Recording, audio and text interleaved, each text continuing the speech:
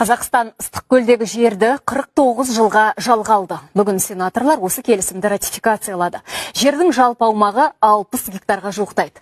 Бұл учаскелерде 4 нысан бар. Бір шипажай, 2 демалыс үйі және спорт сауықтыру базасы орналасқан. Яғни Қазақстан санаторийі, Самал демалыс үйі, университет спорттық сауықтыру лагері және Олимп спорттық сауықтыру орталығы Қазақстанның меншігінде болады. Ратификацияланған құжат осы меншік құқығын реттеуге және айқындауға бағытталған. Аталған заң аясында Ыстықкөл жағасындағы қазақстандық нысандардың болашағы айқындалды. Бұл инвестиция, инфрақұрылым және туризмді дамытуға арналған ұзақ мерзімді жоспар.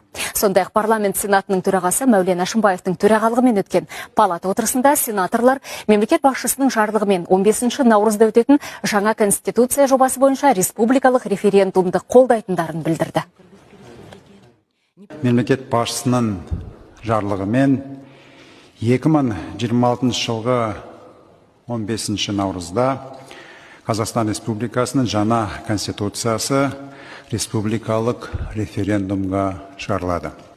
Бұл ел дамуының жаңа кезеңіндегі тарихи оқиға. Конституцияның жобасы ашық әрі жан-жақты талқыланып, мұқият пысықталды. Талқылау барысында азаматтардың ұсыныстары барынша ескерілді.